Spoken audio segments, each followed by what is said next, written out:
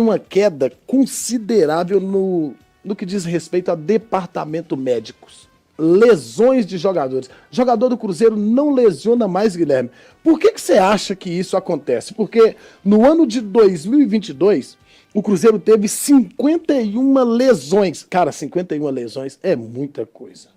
Teve jogador que morou no departamento médico, Aí, né? em 2022, Série B, tem que olhar condição dos gramados. Condição de gramado. O jogador não Viagem. tem toda a estrutura, né? O Cruzeiro não tinha nada também, na verdade. O Cruzeiro não tinha, lá dentro do Cruzeiro era um circo de horrores. Isso. Então é tipo várzea. 2022 era reestruturação da reestruturação, era o início. Era o alicerce. E aí, olha para você ver como foi a crescente e a forma de trabalho numa produção, na produtividade gradativa. 2023, 34 lesões nós tivemos com os nossos jogadores durante toda a temporada. 2024 já caiu bastante, né? Não muito em relação ao ano anterior, mas ao ano de 2022.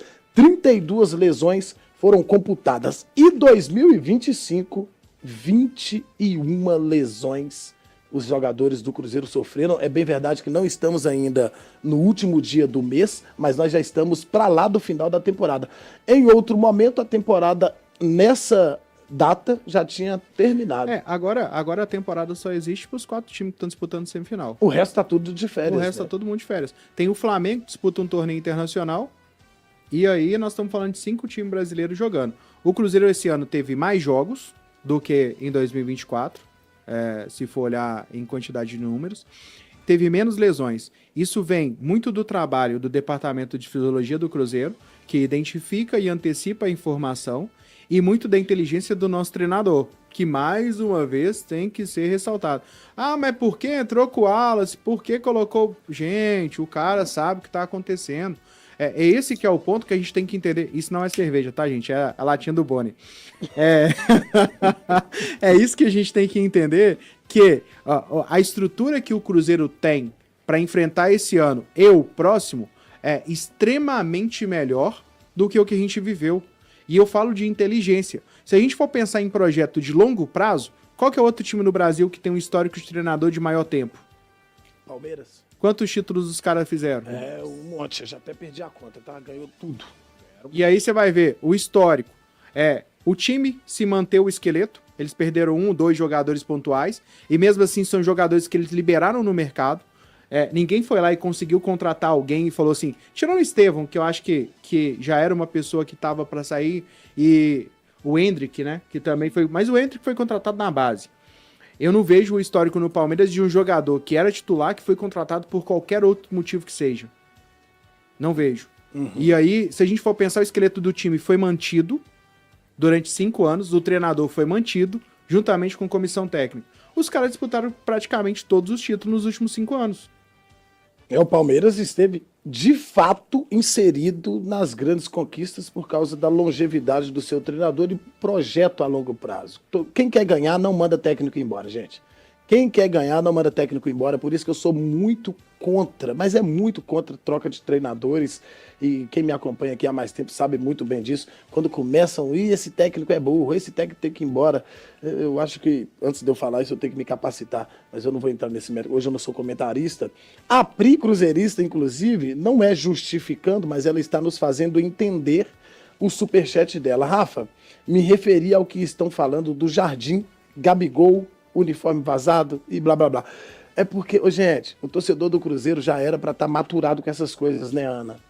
Toda véspera de jogo importante surge uma bomba.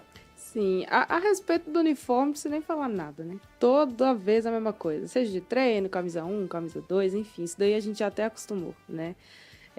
Mas essa questão de vazar notícia, vazar informação, e geralmente são alvos muito específicos, né? Já falaram sobre polêmicas do Gabigol em outras oportunidades. Caio Jorge, a gente sabe que pode vir aí, né, pra mídia também, por causa disso. Enfim, toda véspera de jogo é a mesma coisa, gente. Eu pego notícia assim e eu só ignoro, porque o foco nosso é a Copa do Brasil. É o jogo de amanhã, é o jogo do dia 14, espero, né, o jogo da final, os jogos da final também. E a mídia vai tentar trazer para cima, e eu acho que já não basta os torcedores adversários, os torcedores rivais, né, para poder pilhar, a gente não precisa dar palco para isso nesse momento, né? Espera. Se ok, Gabigol vai sair em 2026, beleza. É o comentário dos outros, 2026 a gente vê isso. Amanhã, nosso jogo na semifinal da Copa. A gente precisa ficar atento a isso aí, torcedor. Mas todo dia eu tenho que falar a mesma coisa. Toda véspera de grande jogo, não muda. O cenário é o mesmo e não vai mudar. Ô Gui, mas os jogadores do Cruzeiro hoje não sofrem nem lesões musculares mais. O que se dá isso? Você que trabalha na área da saúde, você que é um especialista dessa parada isso, toda. Claudio, quem me dera, cara. Mas, velho, hoje você vê os bastidores do Cruzeiro, do dia a dia, né? O Gabigol teve até mostrando, né, como é que é a estrutura do Cruzeiro hoje. Cara, a estrutura que todo jogador quer. Eu até brinquei aqui quando a gente discutiu essa matéria antes de entrar ao vivo. Eu até brinquei, cara, isso aqui é o cenário perfeito pro Neymar trabalhar. Mas é porque, de fato, o cara que precisa se recuperar, o Cruzeiro hoje ele oferece tudo. Quem assistiu os bastidores da recuperação do Matheus Henrique, cara, eu queria ficar uma semana na toga da raposa. Só uma semana. Assim... Sério, velho. A estrutura que o Cruzeiro oferece pra galera hoje, isso pesa muito na hora que você vai no mercado trazer um jogador. E isso é extremamente importante. E no campeonato de 2025 a gente tem um time que ficou entre os 5 melhores e que teve um investimento muito baixo, é o Mirassol. O que eles têm diferente? Estrutura. Sim. É um time que investiu em estrutura, que capacitou a base, que contratou pontualmente e aí conseguiu fazer um projeto. O Cruzeiro, com o que a gente construiu esse ano, é um time que tem a solidez para no próximo ano continuar sendo falado como sempre foi. É para colocar respeito em São Paulo, colocar respeito no Sul e ser a bicha negra da América. Então, esse é o ponto que o torcedor tem que pensar nesse momento antes de ir para qualquer coisa. O Cruzeiro perdeu pro Corinthians. Cara, não pode. A torcida tem que parar com isso. A passionalidade tem que parar no ponto de entender o que a gente vive. De entender o Cruzeiro. Toda vez que eu vejo aquela data ali, 2023, eu lembro, Cruzeiro e Fluminense.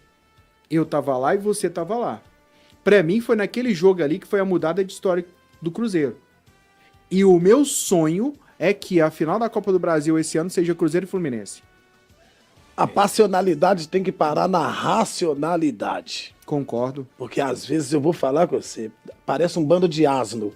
Não pensa, que parecem 2 neurônios na cabeça.